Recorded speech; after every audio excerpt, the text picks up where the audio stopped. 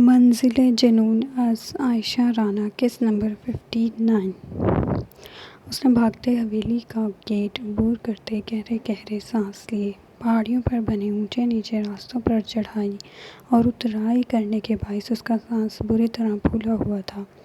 یہ لو میں لے آیا۔ وہ جلدی سے لان میں سیڑھیوں پر بیٹھی ماحول کے پاس پہنچا۔ کیا فائدہ، پورے 10 سیکنڈ لیٹ ہوئے ہو، اس نے افسوس سے نفی میں سر ہلایا۔ مہروز نے اس چالاک لومڑی کو گھورا۔ کل بی جان اس سے ایک بار پھر سے مہروز کے لیے پوچھنے والی تھی اور ہاں کہنے کے لیے اسے اس کے 3 امتحان پاس کرنے تھے۔ پتہ نہیں کہاں سے یہ سب اس کے دماغ میں آتا ہے۔ وہ بس سوچ ہی سکا۔ ایک تو تم نے صرف 10 منٹ کا وقت دیا تھا اور املیاں بھی اسی درخت کی چاہیے تھی جو اتنی دور لگا ہے۔ پھر بھی میں رات کو اس وقت جا کر لے آیا ہوں اور تمہیں 10 سیکنڈ کی دیری کی پڑی ہے۔ اصلی غصہ اٹھ کر اب باہر آیا۔ ہمیں پتہ تھا اب سے نہیں ہوگا۔ ہم کل بی جان سے کہیں گے کہ ہمارا گزارا ممکن نہیں۔ اگر آپ ابھی ہی یہ سب نہیں کر سکتے تو بعد میں کیا ہوگا؟ وہ ہاتھ مسلتے اٹھ کھڑی ہوئی۔ رکو۔ لہجہ نرم پڑا۔ معقول نے اکڑ کر گردن موڑی اور ہاتھ باندھ کر کھڑی ہو گئی۔ تھوڑا مارجن تو دو، صرف 10 سیکنڈ ہی لیٹ تھا۔ اس نے منت کی۔ اچھا اب اتنا کہہ رہے ہیں تو مان لیتی ہوں۔ دیں ادھر۔ اس نے للچاتی نظروں سے اس کے ہاتھ میں املی کی شاپر کو دیکھا اور پھر بنا دیر کیے اس کے ہاتھ سے کھینچتے وہ وہیں بیٹھ کر کھانے لگی۔ اس نے چٹخارے لیتے آنکھیں میچی۔ مہروز نے بے ساختہ نظریں چرائیں تو میرا پہلا امتحان پاس ہوا، اب دوسرے کی باری۔ مہروز سے مزید انتظار نہیں ہو رہا تھا کہ کب وہ اس کے امتحان پر پورا اترتا اور وہ اس کے لیے حامی بھر لیتی۔ صبر کرو، پہلے ہم سے اس سے تو انصاف کر لیں ورنہ یہ ناراض ہو جائے گی۔ وہ رخ موڑے باقاعدہ املی پر ٹوٹ پڑی۔ مہروز ہکا بکا سا اس کا انداز ملاحظہ کر رہا تھا۔ کم کھاؤ، ایک تو رات کا وقت ہے، پھر گلا خراب ہو جائے گا۔ اس کے لہجے میں فکر واضح تھی۔ معقول نے چہرہ اوپر اٹھاتے خفا نظروں سے اسے دیکھا۔ اس کے ہونٹ کے کنارے املی لگے دیکھ وہ پھر سے نظریں پھیر گیا۔ منگنی کے چکر میں وہ نہیں پڑنے والا تھا۔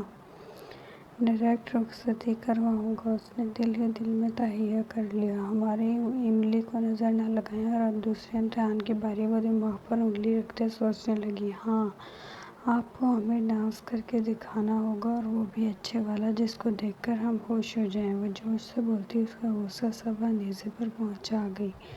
میں تمہیں یہاں ڈانسر نظر آ رہا ہوں اتنی رات، یخ ٹھنڈ نے اس کی فرمائش پر اس کا دل چاہا۔ دیوار میں سر مارے۔ ٹھیک ہے، تو ہم بھی بی جان سے کہہ دیں گے کہ جس کو ڈانس بھی نہیں کرنا آتا ہم اس سے شادی نہیں کریں گے۔ وہ اطمینان سے بولتے اٹھنے لگی۔ صبر کرو، ہار مانتے اس نے موبائل کھولا۔ کلچرل میوزک لگاتے اس نے ایک محتاط نظر ہر طرف گھمائی۔ کہیں کوئی ملازم بھی اس وقت اسے یوں دیکھ لیا تو یقیناً پاگل ہی گردانتا۔ معقول نے بمشکل اپنی ہنسی روکی۔ وہ ہلکے ہلکے اسٹیپس لگتے اس کی مکمل توجہ اپنی جانب کھینچ گیا۔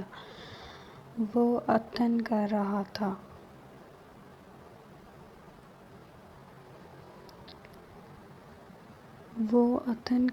تھا جو عموماً لوگ گروپ کی شکل میں پرفارم کرتے ہیں۔ شروع میں آہستہ آہستہ اور پھر وہ تیزی کے ساتھ بڑی مہارت سے ڈانس کر رہا تھا۔ معقول یکٹک سی اسے دیکھ رہی تھی۔ شاید زندگی میں پہلی مرتبہ اس نے اسے اتنی غور سے دیکھا تھا۔ اپنے لمبے چوڑے کسوٹی بدن پر کریم کلر کی شلوار قمیض پہنے اور اوپر بھوری اجرک لیے وہ گھومتا ہوا مزید دلکش لگ رہا تھا۔ اس کا رخ بدلتا تو تیکھے نگوش بھی چھپ جاتے۔ مہروز نے اس کی جانب دیکھا۔ اس کی گرے آنکھوں سے زبردست تصادم ہوا اور معقول اپنا دل ہار گئی۔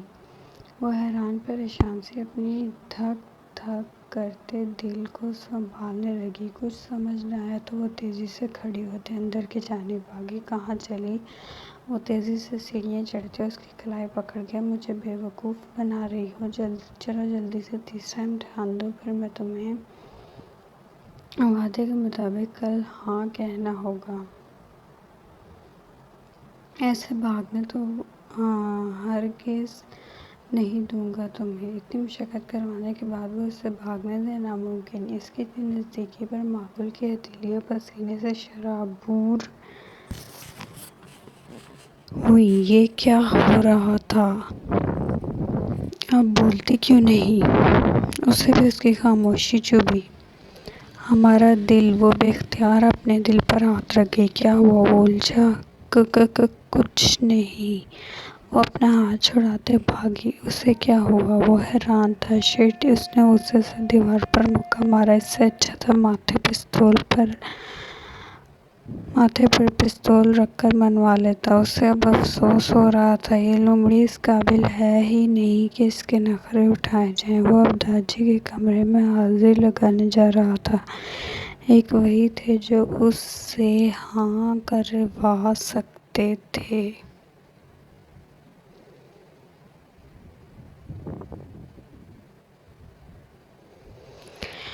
وہ گاڑی کی فرنٹ سیٹ پر بے سود سی ٹیک لگائے بیٹھی تھی۔ اس نے اب تک زبان سے ایک لفظ بھی نہیں نکالا تھا۔ وہ وقتاً فوقتاً اس پر نگاہ ڈال لیتا جو خاموشی کی مورت بنی بیٹھی تھی۔ گولی لگنے کے باعث اس کا کافی خون بھی بہہ چکا تھا، جس کے باعث بار بار اس کی آنکھوں کے سامنے اندھیرا چھا جاتا۔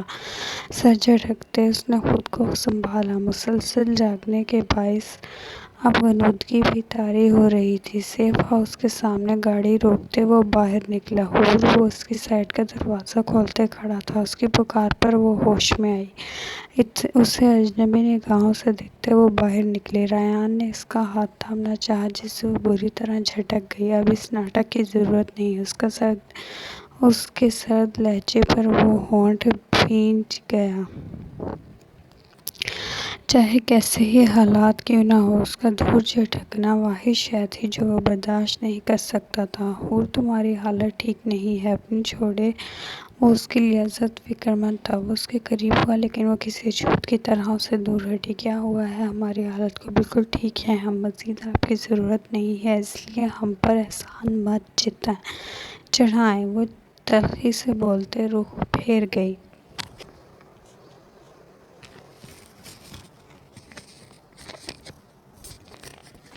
حور میری جان، تم پریشان مت ہو۔ میں اس درندے کی وہ حالت کروں گا کہ وہ خود کو پہچان بھی نہیں سکے گا۔ ایسی سزا ملے گی اسے کہ موت کی خواہش کرے گا۔ اس کے لہجے میں چٹانوں کی سی سختی تھی۔ کیوں؟ ابھی کیوں سزا دیں گے آپ؟ تھوڑا اور دیر سے آتے نا، جب ہماری لاش ملتی تب وہ اپنا جملہ مکمل کرتی۔ اس سے پہلے ہی وہ اسے گاڑی کے ساتھ لگائے بے رحمی سے اس کے لبوں پر جھک گیا۔ حور نے شدید مزاحمت کرتے اسے پیچھے دھکیلنا چاہا، پر وہ وہاں اچھی طرح اپنی جنون خیزیاں رقم کرتے پیچھے ہٹا۔ وہ دوبارہ اپنی زبان سے یہ لفظ نکالے تو میں تمہیں کچھ نہیں کہوں گا بلکہ خود کی جان لوں گا۔ حور نے زاروں کی طرح روتے اس کے سینے پر تھپڑ مارے۔ جھوٹے ہیں آپ، دھوکے باز ہیں، آپ نے ہماری محبت کا مذاق بنایا ہے، یہ صلہ دیا ہے ہماری وفاؤں کا۔ چاہ کر بھی وہ منظر اس کی آنکھوں سے نہیں ہٹ رہا تھا جس میں وہ کسی اور کے اس قدر قریب تھا۔ حور تم تھک چکی ہو، فی الحال اپنے ذہن پر دباؤ مت ڈالو، چلو پہلے ریسٹ کرو۔ وہ اس کا ہاتھ پکڑتے آگے بڑھا۔ ہاں ہم تھک چکے ہیں آپ کے ڈراموں سے۔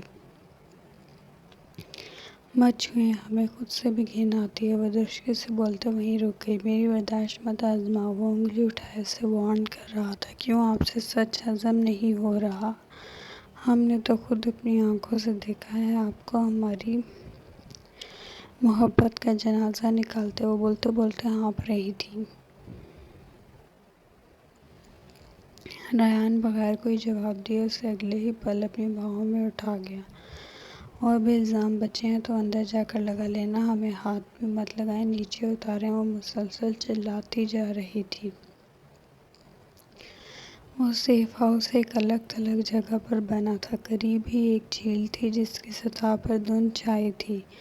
اس جگہ کی تر و تازگی انسان کے اعصاب پر اچھا اثر چھوڑتی تھی۔ اندر بڑھو تو ایک کھلا سا لاؤنج جس کی ایک دیوار شیشے پر مشتمل تھی، ایسے کہ باہر کا حسین منظر صاف دکھائی دیتا۔ تم پہلے پانی پی لو، پھر جو بھی کہنا ہو کہہ لینا۔ ریحان نے اسے بستر پر لٹاتے پانی کا گلاس اس کی جانب بڑھایا۔ شیشے کے ٹوٹنے کی آواز چناکے سے کمرے میں گونجی۔ ریحان نے ضبط سے اس کی جانب دیکھا۔ اس سے زیادہ وہ برداشت نہیں کر پا رہا تھا۔ الزام نہیں لگا رہے ہیں، بالکل سچ کہہ رہے ہیں۔ وہ چیختے کھڑی ہوئی۔ ریحان نے اس کے قدموں میں دیکھا، کہیں کوئی کانچ اس کے پیروں میں نہ لگ جائے۔ پتہ ہے کیا گزری تھی ہم پر جب اپنے ہی شوہر کو کسی اور کو باہوں میں لیے کھڑے دیکھا تھا۔ وہ پھوٹ پھوٹ کر روتی، کمرے کی ہر چیز تہس نہس کرنے پر تلی تھی۔ وہ بستر سے چادر کھینچ کر اتارتے تکیوں کشنز کا حشر بگاڑنے لگی۔ اس کے قدم لڑکھڑائے تو وہ دیوار کے ساتھ ٹیک لگا گیا۔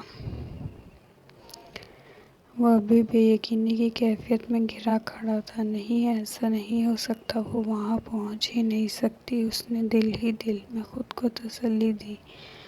لیکن اس کا وہ خبیث باپ اسے لے آیا ہوا تو؟ اب کی بار اس کی سانسیں اٹکی، سینے میں گھٹن بڑھنے لگی۔ یہ تھا آپ کا کام جس کے لیے آپ بھاگ بھاگ کر جاتے تھے؟ وہ ہوش کھوتے اس کا کالر دبوچ گئی۔ اس نے اسے کمر سے تھاما۔ بنائے بہانے ہمیشہ کی طرح اس دفعہ کون سی کہانی سنائیں گے ہمیں؟ وہ نڈال سے اس کی شرٹ مٹھیوں میں دبوچ گئی۔ وہ کچھ بولتا کیوں نہیں تھا؟ ریحان آہستہ سے اس کے ہاتھ اپنے گریبان سے ہٹاتے ڈریسنگ ٹیبل کی طرف بڑھا۔ گولی کا زہر جسم میں بری طرح پھیل رہا تھا۔ اگر وہ ابھی گولی نہ نکالتا تو یقیناً کچھ دیر تک ہوش کھو بیٹھتا، اور اب اسے ہمیشہ ہوش میں رہنا تھا۔ ایک بار تو وہ چوک چکا تھا، بار بار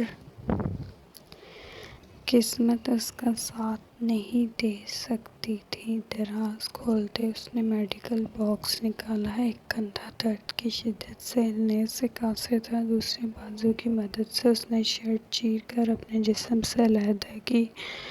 گولی کا نشان واضح ہوا، جس سے کافی سارا خون نکلتے سوکھ چکا تھا اور کچھ تازہ تھا۔ حور دم سادے اسے دیکھنے لگی۔ وہ اپنی ٹانگ کے ساتھ بندھا چاقو نکالتے اسے لائٹر جلاتے گرم کرنے لگا۔ آئینے میں دیکھتے اس نے چاقو سے جلد کاٹی۔ اتنی تکلیف کے علمان حور اس کی جانب بڑھنے لگی، پر وہ اسے نظروں سے ہی روک گیا۔ یہ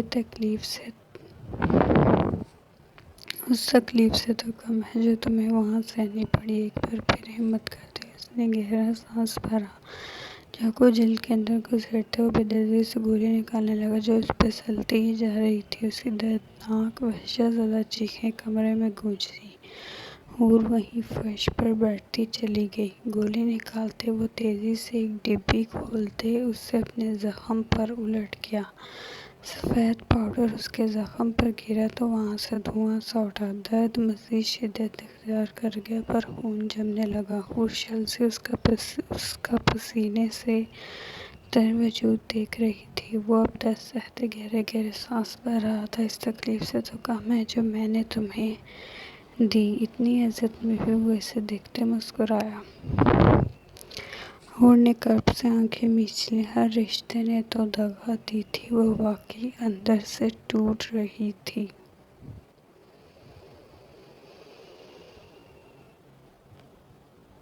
لائک کریں، کمنٹ کریں اور سبسکرائب کرنا نہ بھولیں۔